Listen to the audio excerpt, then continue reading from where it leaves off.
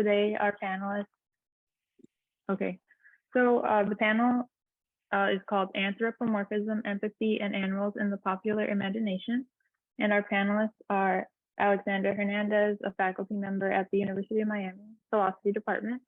Myself, I'm a graduate student in the department, and Katrina is also a graduate student at University of Miami in the Philosophy Department. So the panel is about representation of animals in popular culture abounds, from memes and cute YouTube videos to animated films and TV shows.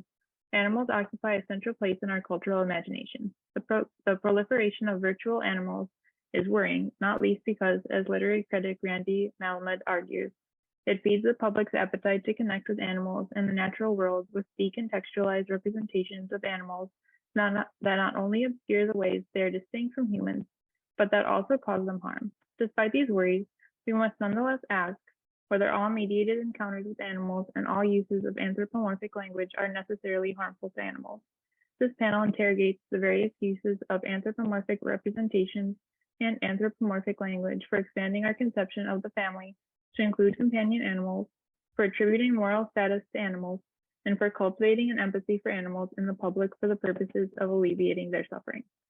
So our first panelist is Alexandra Hernandez.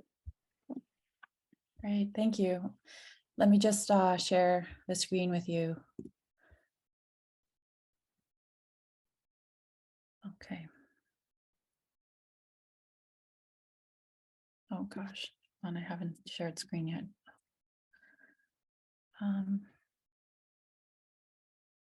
I'm so clumsy at this. Hold on. Okay, there we go. Okay. Alrighty, so thank you so much to the organizers for putting together a really fun conference. I really look forward to hearing some more of the papers. And so just a little bit of background about me. So I'm a faculty member in the philosophy department, and I'm interested in the areas of animal ethics, moral psychology, and feminist philosophy. And the paper today is called Empathy and Animal Liberation. And one of the questions that I seek to answer, which I think is a question that probably all care ethicists want to find out about, is how to motivate the public to intervene in the lives of animals, right? So how to incite the desire to eliminate practices that instrumentalize animals for human benefit. And a proposal that you may be familiar with is Laurie Gruen's concept of entangled empathy. And I'll go over precisely what she means by entangled empathy, although it will be a rough sketch because of time constraints. But basically, what I'm seeing in Laurie Gruen is an issue that I think also is an issue with care ethics in general, but focusing just on animals, the issue with empathizing with them is that their cultural attitudes about animals can interfere with our ability to empathize with them, right? And so the argument, broadly speaking, and it's a little bit uncharitable, but it's still kind of a circular argument, which is that, well, you just need to empathize with animals in order to remove those blocks that prevent us from empathizing animals, right? In care ethics, of course, there's a distinction between emotional empathy and cognitive empathy. And so the way that people get around this is by cultivating our cognitive empathy, improving our cognitive empathy practices to take into account the differences, in this case, between humans and animals, and so that you can imagine that point of view. And I'll go over exactly what that means when I get to Gruen. But I think the issue with this is more foundational, and I think it's because inciting care for animals is something that hasn't really been looked at as a kind of precondition for empathy, for being empathetic. And so by care, I don't mean like in general, oh, I care about animals, and we may have pets, but we're still kind of supporting practices that instrumentalize animals, or that, and thus participating indirectly in harming them. But what I mean by that is a care in the sense of matters of import. Like, how do we turn people into caring individuals for animals in the way that they might think it's important to care about social justice, in the way that they might care for their families. And so that's what I mean by that. And so let's look at Lori Gruen very quickly. So again, you may be familiar with this, but for those of you who aren't, one of the things she says about entangled empathy is that it's a blend of affect and cognition. And what she means by this is that we have to have a kind of personal, emotional entanglement with animals, be open to kind of that relationship so that we can be shaped by it. And also so that it can alter our perception about the beings with whom we are communing with in that moment.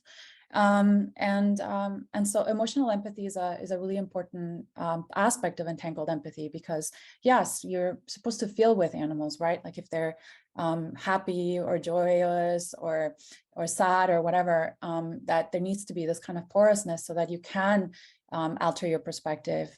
But you can't do this uncritically, right? So she talks about improving our empathetic practice by cultivating a kind of knowledge of animals' umwelts, for example, umwelten, sorry, by which, you know, Jakob von Oxkoll defined as an animal's perception of their environment.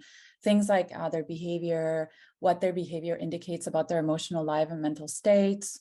And of course, that will lead to kind of better behavior reading practices and improve our cognitive empathy. So by cognitive empathy, most people mean being able to understand the point of view of another. So it doesn't necessarily mean you know, feeling the emotions, but it's more like understanding emotions and understanding their perspective.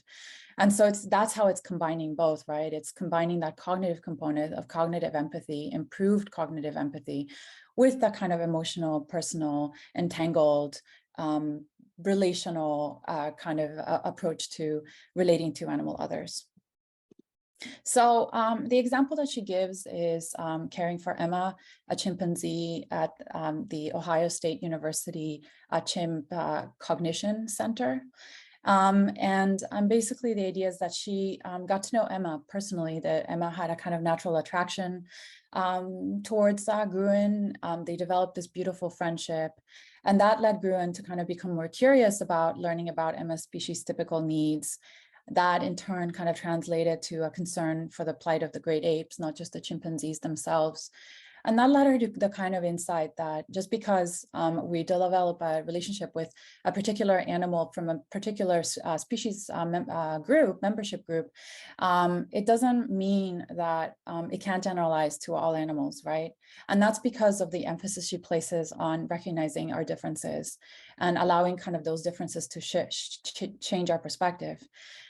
But here's the interesting thing about her argument or her example, is that she says explicitly in Entangled Empathy in her book that caring for animals is something that she already brought to the picture. She already cared about animals before she developed a relationship with Emma.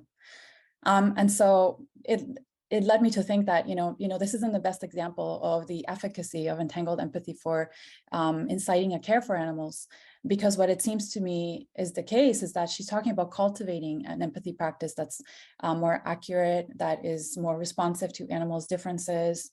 But she's starting from the point of view of already caring about animals or of already being empathetic. And so that's the kind of problem that I'm going to be thinking about today. Another issue with it is, as many of you might be familiar with Hal Herzog's work, and also Randy Malamud, who we alluded to in the panel description. His book, Some We Love, Some We Hate, and Some We Eat. These are the attitudes, the cultural attitudes that block our empathy. So the idea that, cockroaches and rats and worms and snakes are disgust elicitors. The idea that dogs, cats are kind of lovable pets. Why is it that chimpanzees, elephants, pandas, and koalas are, empathy worthy, versus the pests, the so-called pests. And also, the idea that there are, these factory farmed animals that we're okay consuming. And so it seems like, the idea, the critique of empathy is kind of being biased and only extended to, beings who might be similar to us kind of applies here. And so the issue here then would be we care about our pets, right? But many of us, as I mentioned before, don't necessarily adopt practices, animal liberatory practices. And so one solution to this problem, I think it's a cultural kind of solution. Movies that have this kind of like try to change cultural perceptions about animals, try to cultivate a personal empathy with animal characters. And so they cultivate an empathy for Babe in the case of, to shift our perspective about factory farmed animals, about how intelligent they are. They could be just as, good candidates for being pets as and dogs and cats, or, the secret life of pets, and this distinction between pet and pest as being kind of unsettled in some way, or the rat in Ratatouille. So, or Nemo for that matter. And so, the idea here is that you cultivate this personal empathy for these characters that will hopefully change cultural perceptions about animals. And that will hopefully also incite in the public a care for animals, a general care for animals. And, I'm not going to go into other reasons for this. I think Katrina is probably going to do a much better job than I will, but these movies have not necessarily have not actually created a kind of enduring change, have not incited enduring change, have not changed any practices. Now, I'm not going to talk about this. I don't think the anthropomorphic representations are the issue, but I will talk about today is what I think the issue is that people don't care. And so one of the strategies that animal liberationists, animal rights advocates, artists could take, as well as having these lovely animal characters that we can connect with, is to try to incite a care for animals via self-focused projection, or what I'm going to be also talking about in terms of projection without simulation. But here's Lori Gruen, who herself is also thinking about this issue of care. And when people do care, so even if we care, that was just speaking back to that bias that the care is often limited to those closest to them. Okay, so let's turn to projection without simulation. So broadly, the idea is from Martin Hoffman's Empathy and Moral Development. He talks about self-focused projection as imagining how we would feel in that situation. And that situation could mean like what it would feel like to be in captivity, right? And for those of you who are familiar with The Lives of Animals, James Coetzee's The Lives of Animals, and Elizabeth Costello's lectures about animal liberation, you'll be familiar with this strategy that she employs in her lecture of putting us in the situation of Sultan, right, the ape. As a means, I think, to spark or incite direct association, by which Hoffman means recalling instances when I was in that situation. In the case of Elizabeth Costello, it would be in an experiment, in some kind of experimental setting, in captivity, right? Not being at home, having been captured and kidnapped basically from your home in order for these experiments to take place. And the idea here is that, at least for Elizabeth Costello, the strategy was, well, hopefully this will incite empathetic distress, by which Hoffman means feeling distressed for beings who suffer. And just as I did, or just as I might if I were in their shoes. So significantly here, that doesn't need to be a physical animal that you are relating to, or seeing a physical animal that is in pain. This is about inciting a kind of generalized empathy, an empathetic distress for suffering in general. And so I wanted to briefly just go through Jo Frederick's art. She's an Australian artist who implements this strategy, in my mind, quite effectively in order to incite a kind of care for animals. So what I mean by generalized empathy for them, a kind of generalist concern and care for animals, is going to become very clear here. So I want to focus on that middle image. It's a self-portrait. It's called "We Are All 269. Of course, there's no animal here. It's just her in a fetal position, seeking for safety with her hands chained, the number 269 tattooed to her body and also stapled to her ear. And the idea here is to put us in that situation of captivity, and inciting, perhaps, by direct association, memories of moments when we felt trapped. It doesn't even have to be feeling like you're in a cage necessarily, but some kind of situation of captivity, of feeling restricted in some way. And that this kind of experience can be a means of connecting with the suffering of animals, right? But she does this alongside other pictures, other artistic depictions of suffering. And one of them, of course, to the right-hand side is, these cows wearing prisoner outfits, putting the cows in the place of the Jewish people.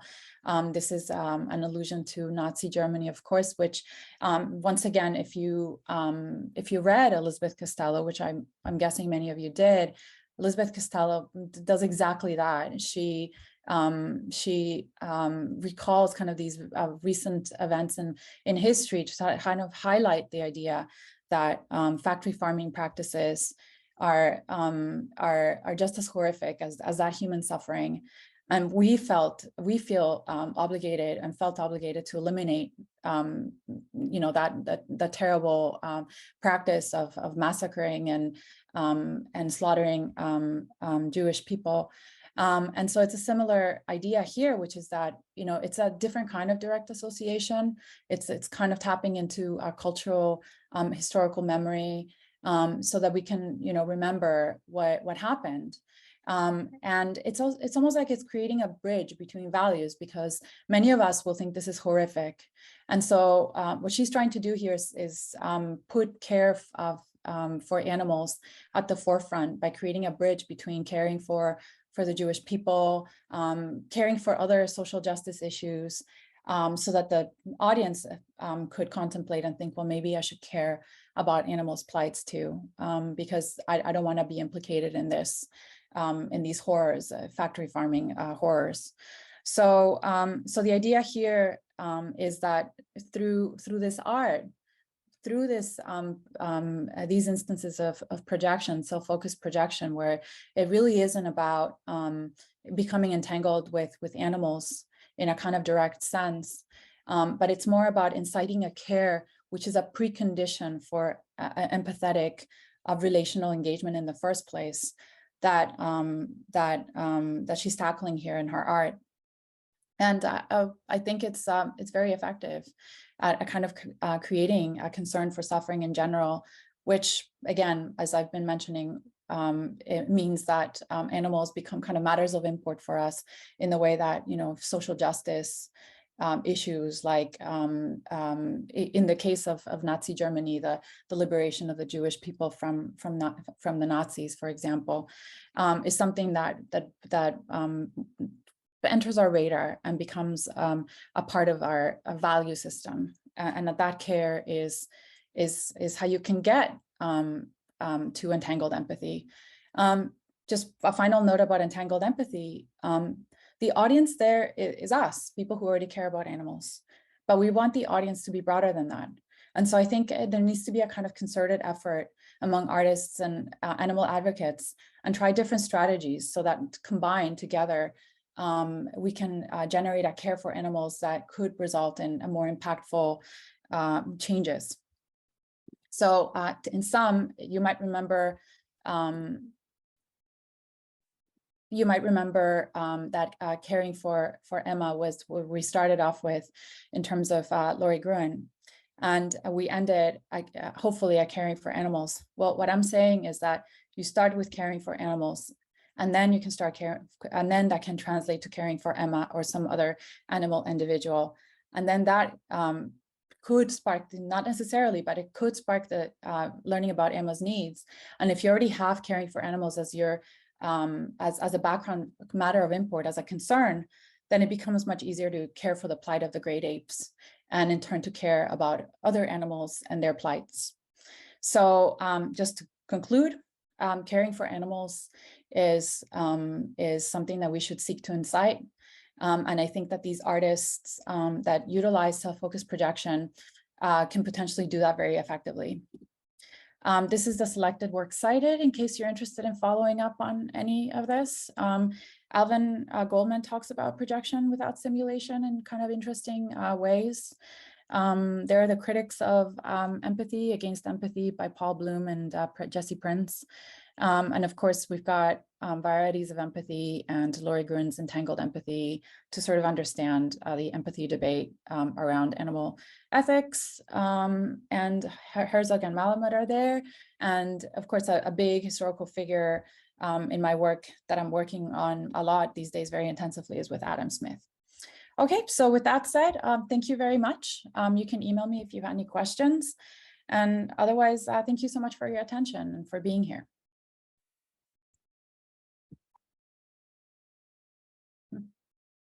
Great. Thank you so much, Alex, for your great presentation. So I guess I'll go ahead and share my screen next. So here.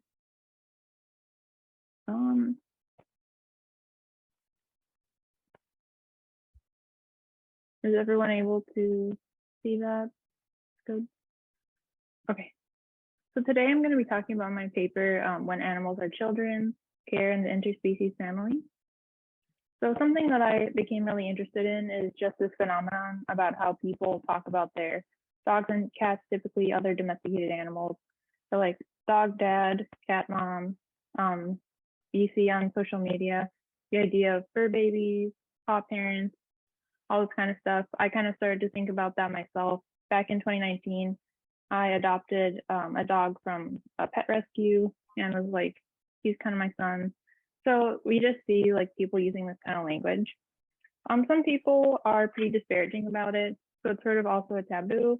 For example, there's this article in an online magazine and the author said, when people with pets take the title of parent and blur the line between pets and children, our language is distorted in a way that only adds to our confusion and anxiety.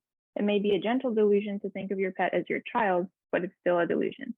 So I'm kind of interested in this blurred lines between non-human animals and children and the way that people are using this language, because it seems like people really don't see a total similarity between children and domesticated animals. For example, a study found that despite the use of parent-child terms and strategies, child-free pet parents are acutely aware of the differences between raising children and raising pets. So I think there's a lot of things that could be said about this topic, and I think it also raises red flags for people who are concerned about some of the effects of anthropomorphism, especially anthropocentric versions. So here's just an example of something you might see on social media. It's kind of tongue-in-cheek. This lady is like, tired of my husband saying our daughter is not biologically mine when I have literal proof. And then she puts the dog's face and this like ultrasound image. So you see stuff like this all the time. Basically, you know, what is this language doing? So there's this quote that kind of was the impetus for my paper.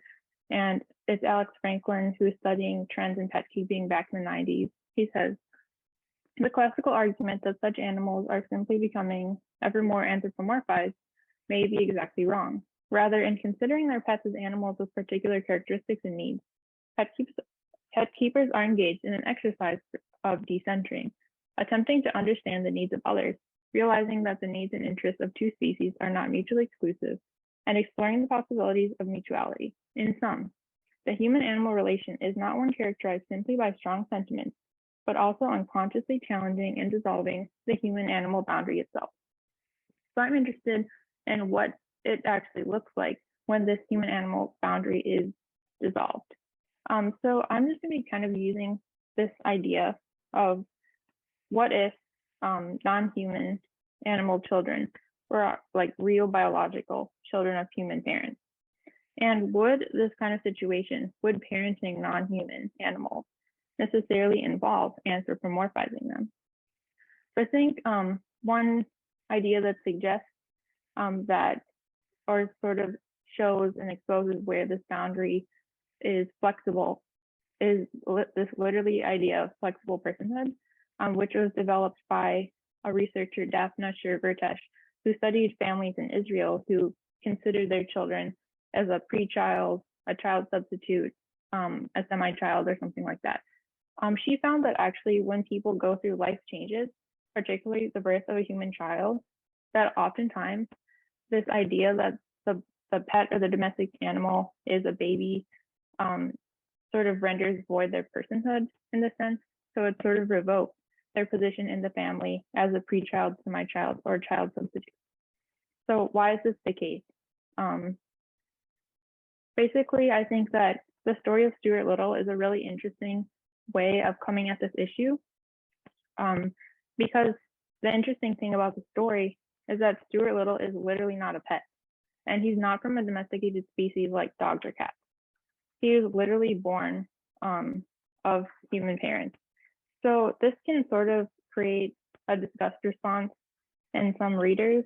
I remember reading on Goodreads, someone commented this following quote: "The last time I read Stuart Little, I was 7 years old, and my God, this book is just as horrific and grotesque as I remember. Imagine if you were expecting a baby, and instead you gave birth to a tiny creature from the order Rodentia." So basically, the idea that an animal is a biological child of a human family, it sort of isn't necessarily this endearing, loving relationship anymore. Mary Gubar, who did an analysis of the story, says that this calm conflation of animal and human characteristics cannot conceal the fact that Stuart's hybrid identity clearly unsettles the Littles. To borrow Kristeva's definition of the object, Stuart embodies the in-between, the ambiguous, the composite, and his family shifts back and forth between embracing him as a cherished child and treating him like an unwelcome household pet. So it seems like the really salient feature that's different between Stuart and another kind of non-human animal that human parents might consider their child is this biological connection through birth.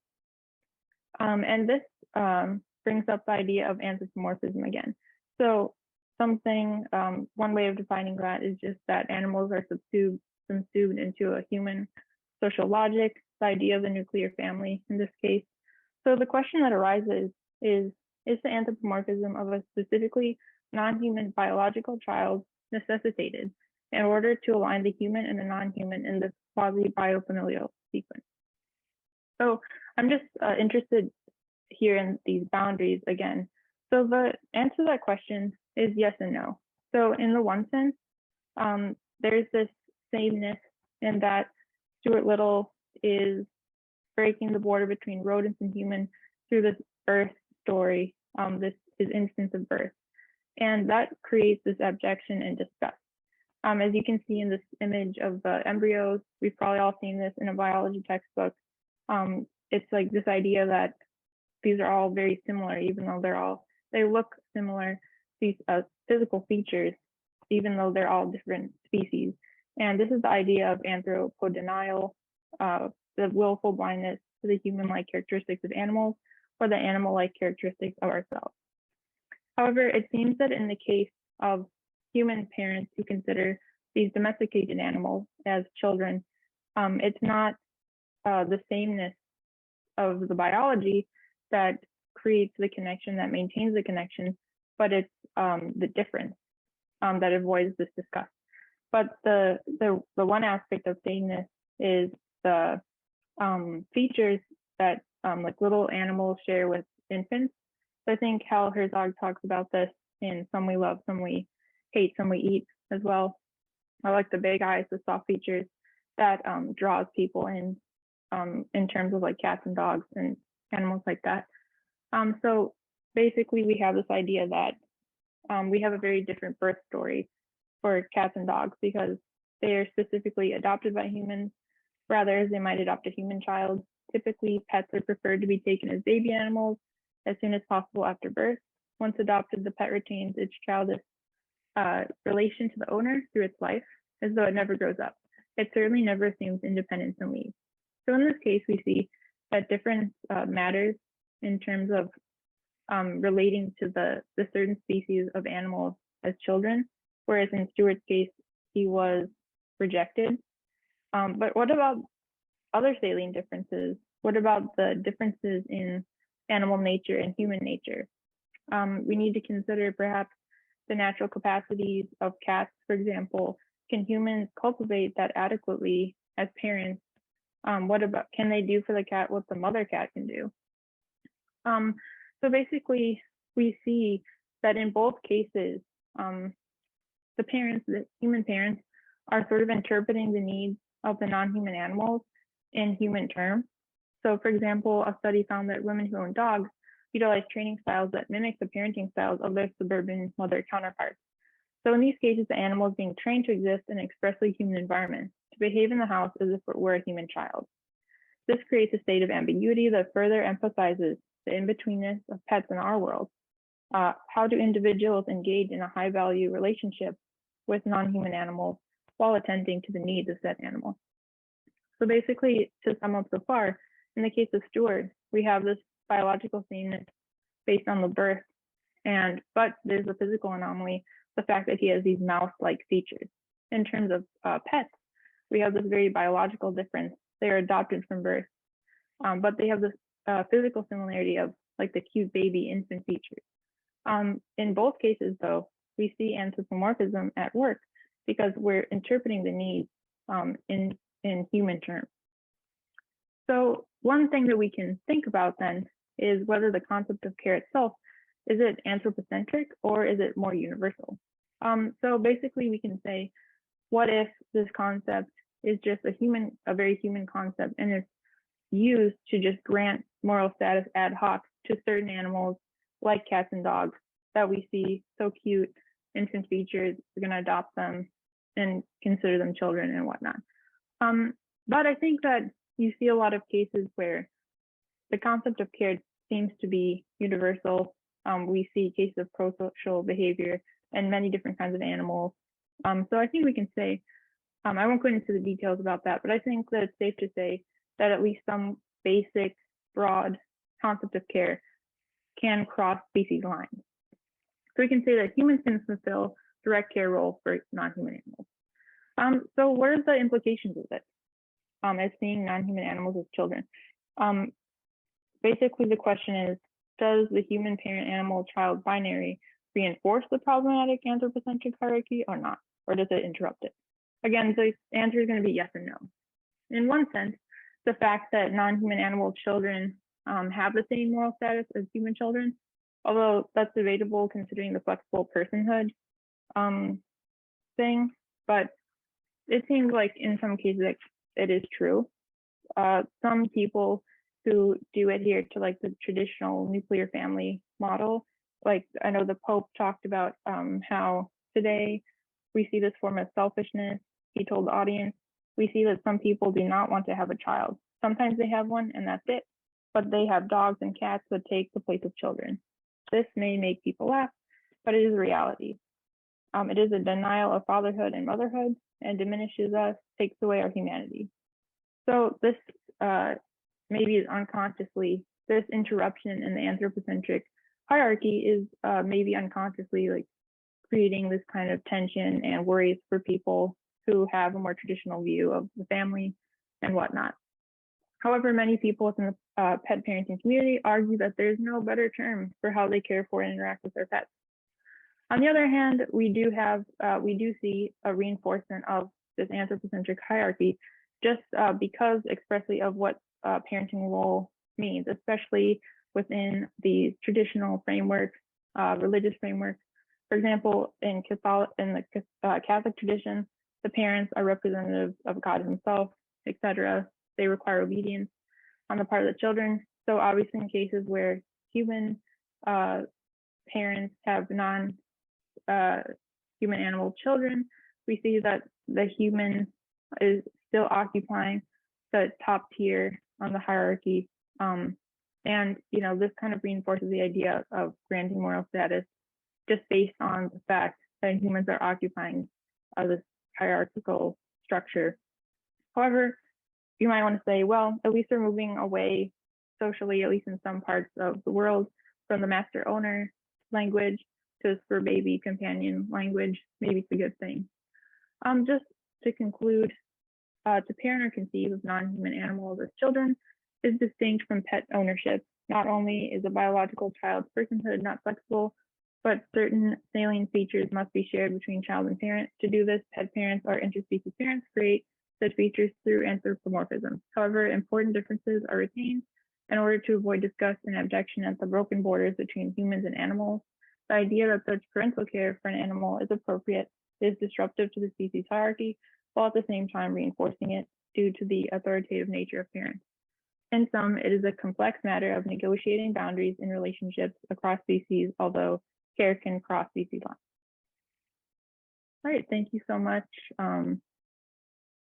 Let me know if you have any questions about that.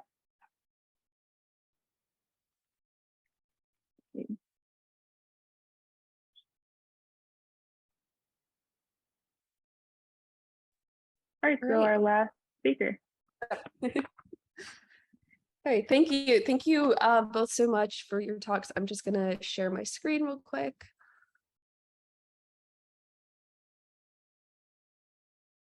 Okay. So what I'm basically going to want to do with my talk is I really appreciate, all these conversations about empathy and anthropomorphism. And what I'm hoping to do is essentially take more of a theoretical step back from some of these specific instances and try to essentially analyze the specific mechanisms that I take to essentially be at play in both anthropomorphism and also general like human-to-human relations as well. But I want to more specifically focus on it within the animal context once I've sketched that theoretical framework. So the overall aim is essentially to explore this tension between anthropomorphism as a strategy and some of its theoretical underpinnings. So more specifically, what I'm going to be arguing is that essentially our ethical thinking works via recognition of others as moral patients, essentially, those worthy of ethical consideration. So in this talk, I'm essentially going to be arguing that the status is first not an all or nothing thing, more of a gradation, based on proximity to that self-concept, which we've sort of seen play out in some of the more specific examples in the talks given before.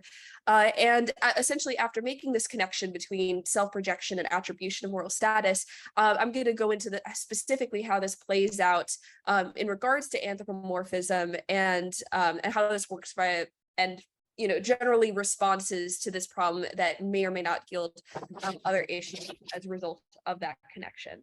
So essentially, as I said, the roadmap is first we're going to set up what I'm just going to refer to as the self-projection thesis. Essentially, it's just a way of referring to a general theoretical framework that I'm going to be sketching. And then exploring the connection between this framework between animals and anthropomorphism, and then also potentially considering a few ways of circumventing this. So take a step back and, imagine if you were in a mindset of essentially total solipsistic skepticism. So you might say, for instance, that you might recognize that you have certain attributes, say attributes X, Y, and Z, and you might view yourself as a moral patient. This might be because of, pain and pleasure that you experience or some other reason. That can vary from person to person. And then you might, be aware that other beings also possess different attributes, so say X, Y, and Z. And you might conclude sort of inductively that they are also likely moral patients. And this is sort of the line of thinking that's setting up the theoretical underpinning that I'm going to be talking about. So in essence, this self-projection thesis is that the typical human attribution of moral consideration, essentially, status as a moral patient, is a function of one, an ability to project the self onto another, and two, the self-concept's makeup, especially the components which are granted moral weight within that self-concept. And just to note, this is meant to be a descriptive account and definitely not a normative one. And it's also something that I believe we can navigate and potentially circumvent. So let's consider each of these components in a little bit more detail. So first we have self-projection more generally. And basically, this is an ability to simulate or imagine oneself as the other. And this calls back to a lot of the talk about, projective empathy and that sort of things as well. But this is just more isolating the projective aspect of it. So it's essentially isolating this function of self-projection. And it's referring to essentially the degree to which you are able to relate to the other, to the self. And this is closely tied to, but doesn't necessarily denote empathy, because it's more just generally in the context of granting moral value. And I would argue that empathy is, more of a product of and tied to the self-projection, which is essentially functioning at a higher categorical level, especially since empathy, in general, it applies to how we might feel in certain circumstances, whereas projection is just about allowing us to enter that situation mentally more generally. So this is especially close to, projective empathy and simulative empathy, as was discussed before, but a little bit different. And also, this is not an all or nothing issue, as I was saying. We may be able to only partially imagine the self as the other. And I think that this works very much in terms of degrees when we think about it in terms of animals, but also when it comes to human relations as well, based off of the things that we take to be essential to the self, which is the next thing I'm going to be talking about. So I think ultimately what the self actually isn't the issue at play here. It's about what we actually take ourselves to be, which can of course vary from person to person. It's based off of the components that we might take to be essential, things like, say, our humanity, nationality, family, interests, city, sex, race, etc. All these things, if we take them to be an essential aspect of ourselves, then those are going to be components which play into our ability to relate to others based off of that similarity. It's essentially sort of a similarity relationship. And this is especially the case, as I was indicating before, for components that may convey moral value, things like pain and pleasure, or anything else that we see intrinsically morally valuable. And essentially taken together, these components facilitate self-projection and the granting of moral consideration via our ability to project components of ourselves onto another, and essentially that connection to moral valuation. So you can see again why this is a sort of a spectrum-based thing based off of proximity. So just to give some examples of how this might play out, especially in regards to its more negative impacts as a result of separation. So if moral attribution is based off of closeness to the self-concept, then of course distance from the self-concept is going to result in essentially less granting of moral status. So for humans, this might lead to basically various disconnects that we might refer to as, say, dehumanization or otherization or other marginalization in general, racism, sexism, etc. Essentially, for those who have, essentialized those aspects of themselves, like race, sex, etc., as an intrinsic part of their self-concept, and then use that especially in a way that is denoting of moral worth and considering it in relationship to others. And then as regards to animals, we can see this proximity-based moral attribution in, I think, a much more extreme variation, right? We might have that general view of, say, pets as being valuable, cows as being less valuable, based off of how we're viewing them, that sort of similarity relationship, as was discussed by both of the previous talks. So basically, we can see that sort of relationship based off of how close they are to our self-concept and how it's able to apply to attribution. So that said, let's consider these applications to animals, and specifically via anthropomorphism, in a little bit more depth. So when we're thinking about self-projection and animals, one response to this issue might be sort of an instinctual trying to equally project generally. So essentially trying to impose characteristics of the self onto the other and use that as a way to grant moral attribution. And this is what I take to be going on with anthropomorphism. It's essentially taking things that are, say, characteristics of ourselves, placing them, and in the case of anthropomorphism, usually falsely, onto, say, an animal in order to then facilitate that moral attribution. So it's sort of casting a wide net in a sort of sense. So we can, as a result, sort of characterize anthropomorphism as a sort of false projection of these characteristics that we take to be essential to the self, or characteristics of the self anyway, to, say, a non-human animal, and attributing that moral value. And in doing so, this is essentially sweeping aside those differences. And that's sort of the tension that I want to explore in a little bit more depth.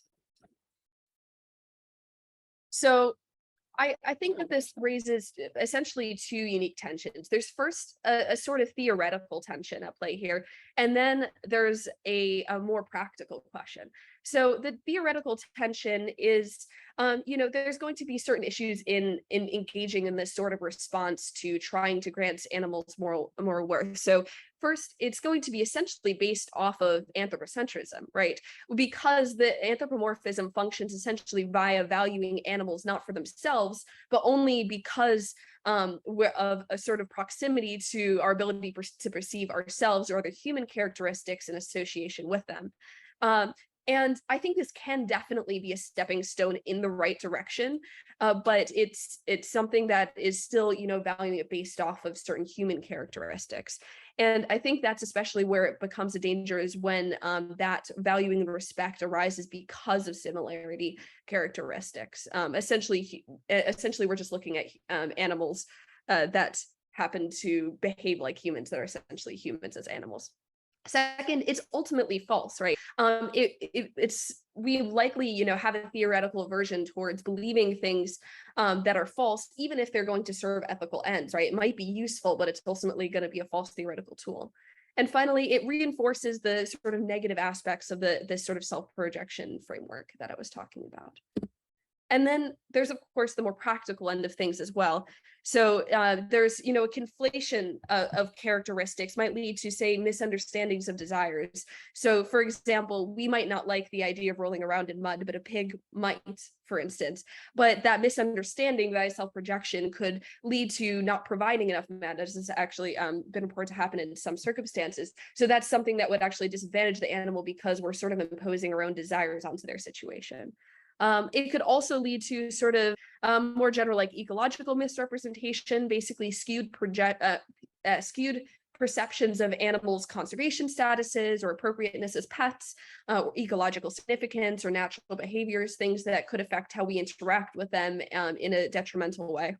And then, of course, it could also increase material interest. A lot of people, after seeing instances of anthropomorphism, especially in regards to, say, children's cartoons and that sort of thing, will want that animal as a pet. So we saw this following Nemo to some degree, of an increase in clownfish sales, or following the Teenage Mutant Ninja Turtles that led to more turtles being pets. Right, so it's going to increase that sort of material consumerist interest. And then finally, this falsity that's essentially at play here might lead to a general assumption of falsity in real animal situations. And that might be more dangerous generally. And of course, I think that there is a lot of potential benefits of anthropomorphism. I think it can be a general stepping stone for moral attribution, but the important aspect here is paying respect to those sorts of differences. And it can also be useful for, say, reaching more general audiences, bringing new information of an animal's plight in front of people who otherwise never would have been made aware. But I think that it's a stepping stone that has some limits, and we have to recognize those limits as we go forward.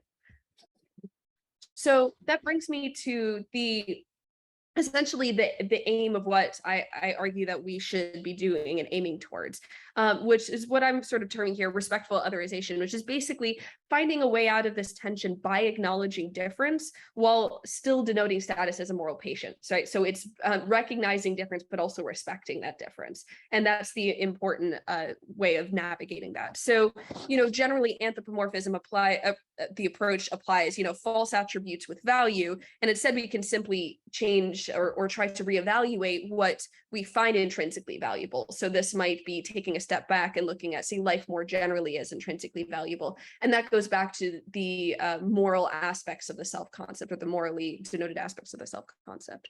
So two more general approaches could be, say, for instance, a shift in the self-concept components that do denote moral value, like I was saying before. And this may, circumvent some concern to the attribution of moral patient status, or more generally, say, expand or deconstruct the self-concept. Of course, this is fairly abstract, but I think more practical things, like, for instance, anthropomorphism might be a stepping stone at sort of expanding that self-concept, as long as that's actually the direction that we're going in. Or, say, having animals as pets might be a good direction to actually expand the self-concept in that way, but do so in a way that's still respecting animal differences from people in the appropriate ways.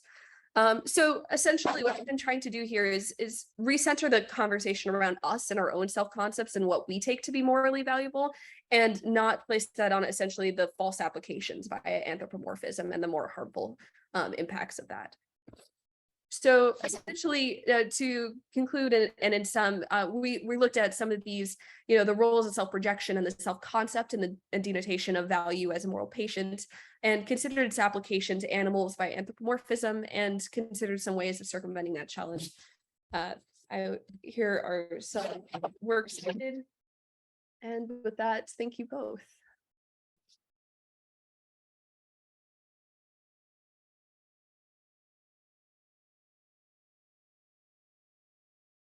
All right, thank you so much, Katrina, for your talk.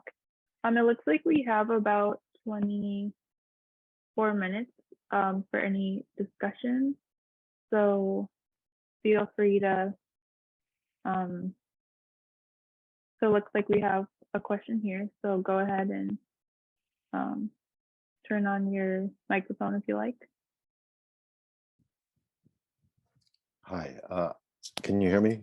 I'm not sure if mine's the question that you're indicating is there, but a question mainly for Alexandra, in something that I know that in my own work and having gone through an animal studies program at NYU, addresses is the comparison in the painting that you showed of the cattle to the Holocaust. And certainly the origin of the word Holocaust indicates an animal sacrifice by fire. That was the original. But because the Holocaust is such a pointed term, do we risk almost a zoomorphic response? Are we then animalizing humans? Certainly, comparisons with the Holocaust, with slavery, if we're trying to reach a broader audience, does that run the risk of making animal concerns seem radicalized in a sense, though these comparisons to historic events, if that makes sense?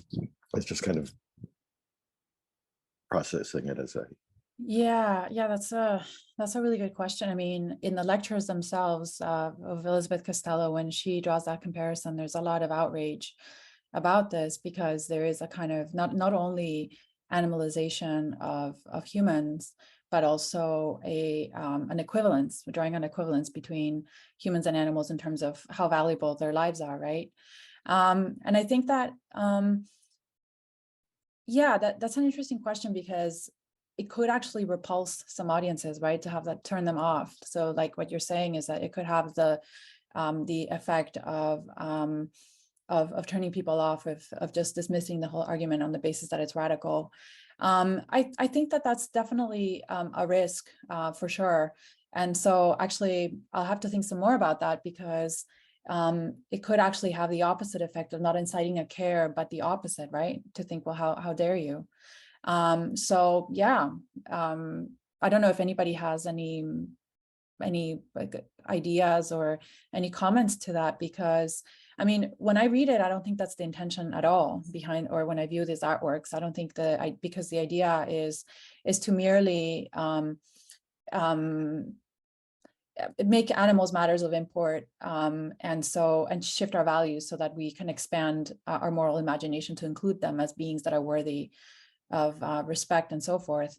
But it just goes back to that question of like how people are going to consume it and how people are going to interpret it, and also it is pretty offensive. I mean, I had to some people, my grandmother was in the Holocaust, and so I always try to imagine what she would say. But if you start out with this idea of sentience, maybe theoretically there isn't a problem. And so what you're saying, and I'd love to hear thoughts on this, is the applicability of this. And it goes back to some of Katrina's worries about doing more harm than good, despite our best intentions. So sentience is an interesting concept. I mean, Peter Singer speaks out against the sentience of insects, saying that if once we start extending our concern to insects, and you mentioned cockroaches, and you have Shelley Kagan with his book How to Count Animals as kind of a sliding scale of sentience and cognition. But if we start comparing to like the Holocaust or slavery, then we're looking at times when humans were treated in what we consider to be an animal way, but we are also looking at populations that almost had no agency. That it seems like in all of your talks, how does the agency of the animal itself, rather than our perception of it, move it forward? If that makes sense.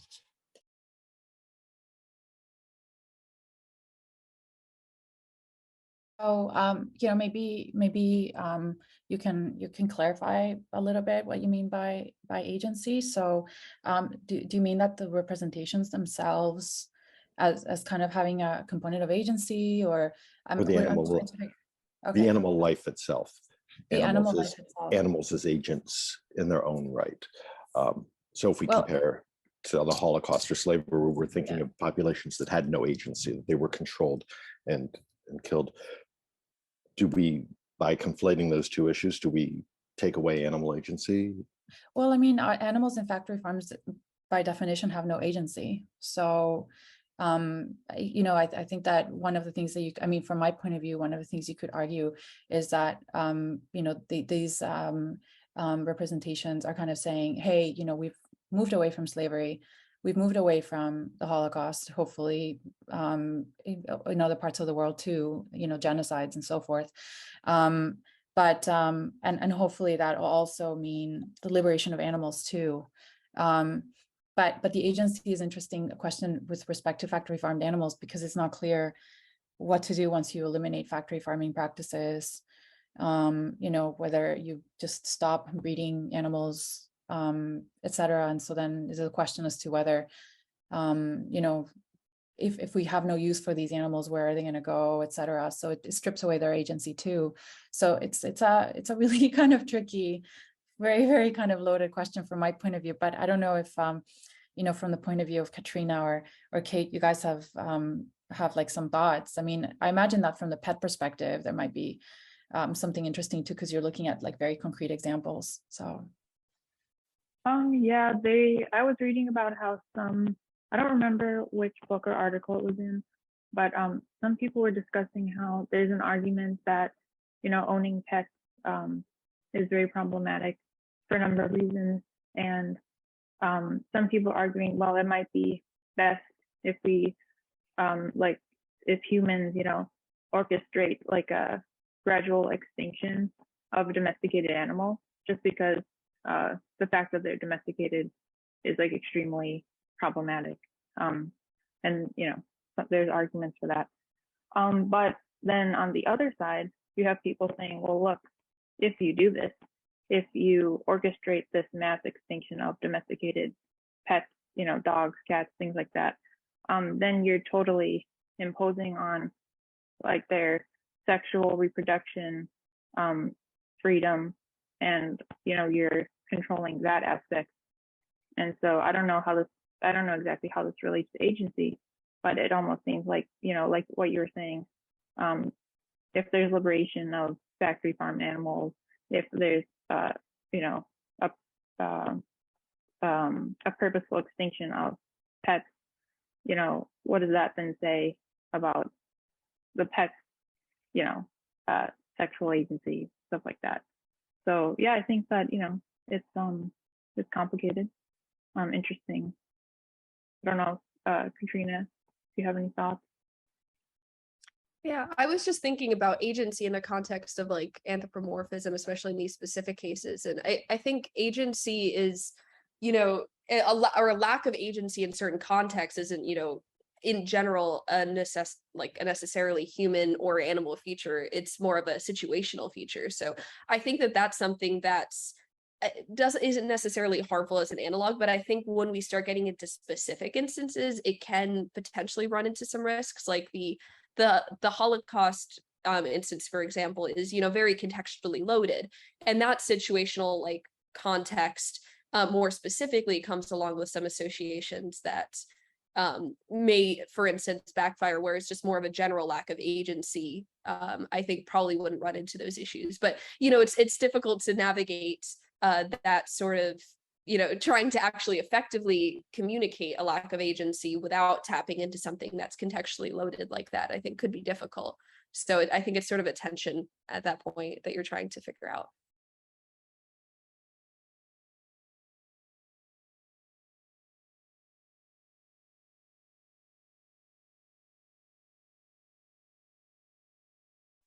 Did you have another question? Your hand is up. Oh.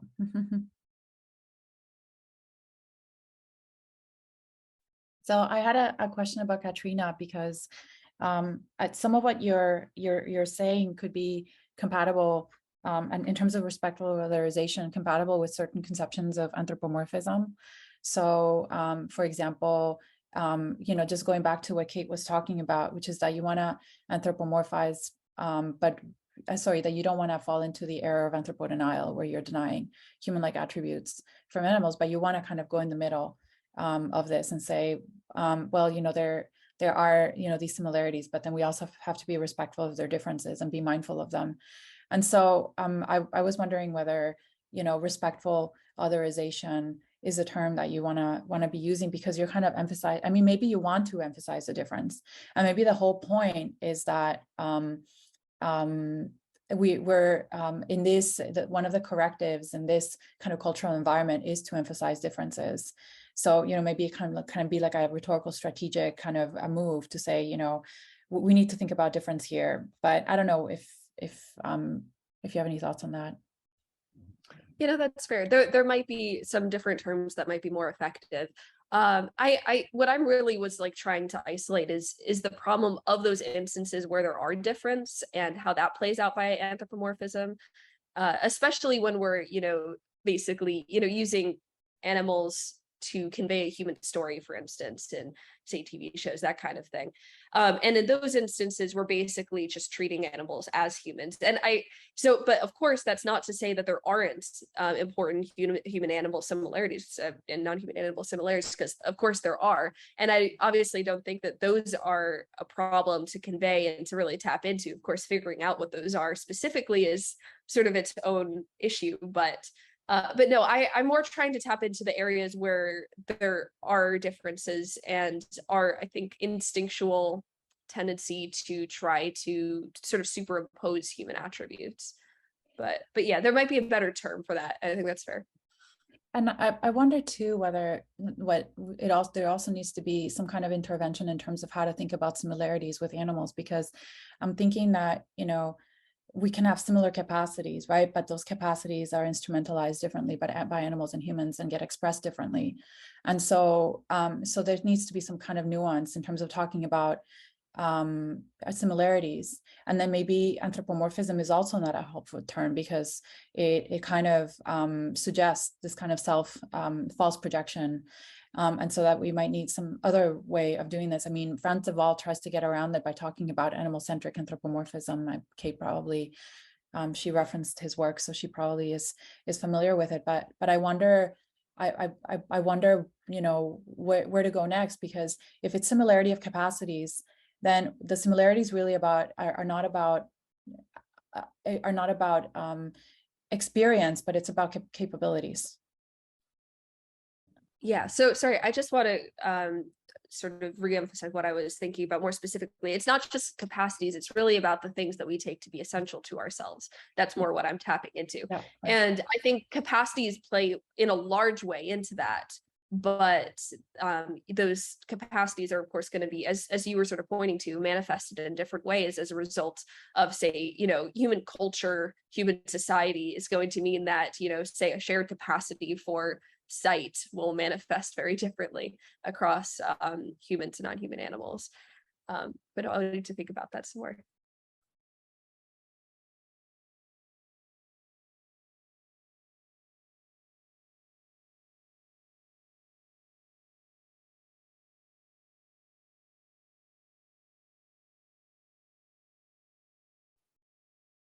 I don't know, Kate, did you want to say something about that since you engaged Javal, something about, about anthropomorphism and whether it's a helpful term? Yeah, I mean, I think that it's helpful in the sense that it sort of acts as a foil to just humanism and the very human-centric way that we think about, human hierarchies and the way that culture is produced. Because it seems like when we're thinking about non-human animals, there is really a different way that they intervene in cultural production. But it's hard to, I think, conceptualize what that looks like without something like, the theories of anthropomorphism. And I think I didn't read too much of Franz Wall. I think that his work on like pro-social behaviors in primates and stuff like that is really interesting, especially when, we're thinking through, when I was thinking through like what care means and whether or not care can be this like cross-species concept, or if it's like very human-centric idea that's more of like instrumental in, arranging the, moral status, or arranging consideration for different species and stuff like that. So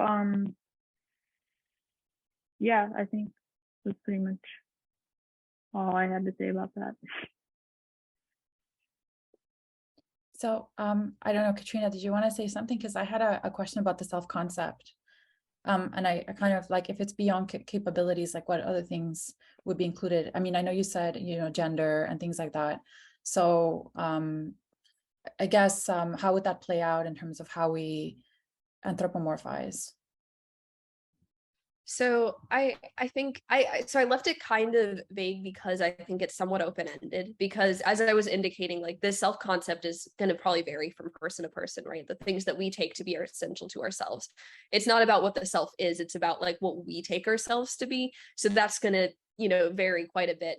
But I mean, of course, when it comes to anthropomorphism in general, especially in popular culture, I think that's oftentimes tapping into things that we might typically share as part of our self-concept, at least to some extent, like certain human experiences, that sort of thing. I think that's what tends to be tapped into, because that's something that'll appeal to a more general audience, as opposed to, say, more like localized concepts. But no, I think we can kind of see that at play when we say essentialize some of those other components into ourselves, and then that plays into how much we're considering moral attribution of attribution of like status of a moral patient as well. So but yeah, sorry. No, finish. No, I had a separate question for you, so if you okay, just a quick follow-up just to clarify. So part of like the idea here would be that maybe we tend to see ourselves in animals, the animals that we attribute moral status to, like, for example, our companion animals at home. And so that, we, or maybe our idealized self-concepts where, oh, my dog loves me unconditionally. I think that's a good thing. Or, oh, my dog is very loyal. I value that attribute in him. He's protective, or he's very gentle. All these things that we either resonate with us, our self-concepts, or at the very least, maybe perhaps form part of our ideal concept. Is that sort of what you're talking about? kind of, yeah, I would say that that's correct. Yeah. I was wondering for you, when you're thinking about care more generally, and sort of starting with a presupposition of care, are you thinking of that in terms of like moral patient status? Would you say that that's a fair way of characterizing it? I think it's related, but it's not quite, I'm not quite thinking about moral attribution at that point. I'm just thinking about like how the things that we care about are form part of like are part of our core values. And when I talked about matters of import, I was actually alluding to a paper by Bennett Helm where he talks about emotions as evaluative feelings of import. And I'm starting to think about, empathy as perhaps an emotional pattern that is held together by some kind of matter of import. In this case, it would be, how do we get people to care about animals so that they respond to their plight, right?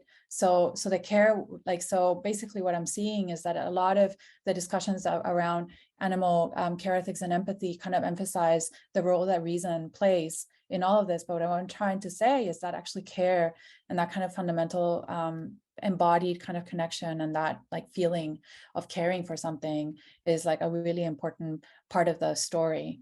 So, but in terms of moral status attribution, I mean, I think that starts, that kind of spirals from empathy, caring about their needs. And then that goes into the question of thought and sentience and where do you draw the line? The idea of sentience is interesting because it is about suffering and it's not supposed to be based on cognitive similarities and differences. But, I do think that it's a really tricky thing because I do think that cockroaches are sentient. They experience fear. I've seen it. And, one of the things that we can do is cultivate a care for them, even if we find them repelling, and do things to maybe prevent them from coming into your house so you don't have to kill them, or I don't know. I'm just thinking out loud here, but ways of kind of overcoming those cultural attitudes and those, kind of not instinctual, but those kind of responses, emotional responses to these animals based on, our cultural perceptions about them. So anyway, that was a long answer to your story, but yeah, I think it's related, but a little bit more along the lines of what Kate was talking about, which is more as a more as a kind of universal concept and that cuts across species lines. In the way that I might be a matter of import for my dog, right? So, Thanks. Yeah. I think we have a few more minutes, but it doesn't look like we have any more questions. I guess I'd love to hear, since we have 3 minutes, Kate talk a little bit more about care, because obviously it's something that I think you're talking about it more in terms of a pro-social along the pro-social kind of discussion, as opposed to it being a feeling. But I'd love to hear more about how you think about care. Yeah, I think that when we're talking about care in terms of pet keeping or something like that, there's sort of a more basic sense where it's fulfilling, very basic needs, feeding, taking it to the vet, things that even parents might do for their kids, like cooking their meals, making sure that they have fresh water, a place to sleep, things like that. But I think there's also another level of care that that is maybe more susceptible to sort of anthropomorphism and things like that, which is taking them, nurturing their mental lives and things like that. Maybe that's where you get some tension between the human parents and the non-human animals. It's what are those really enriching factors? How do human animals, how do human parents then think about how they can enrich sort of the catness or the dogness part of their lives without anthropomorphizing, oh, what would a kid want? What would a human kid want from toys, or for mental stimulation, or take them on vacation? It may not be the best way to enhance flourishing of a dog or of a cat or an iguana, or whatever you consider to be your child in the interspecies families. But I guess I was thinking about it at sort of the more basic level, and then also at a level that includes a more nurturing quality, a more a sensitivity to the flourishing of, you know, the child. So. You're muted, by the way. It's interesting because I think that kind of that kind of overlaps with Katrina significantly about the kind of moral concern and moral patient kind of thing. So that's cool. Yeah, it was really cool how everyone's talk was kind of intertwined in a way. Yeah. I think it was not, you know, purposeful, but there seemed to be interesting overlaps between the talk. Yeah.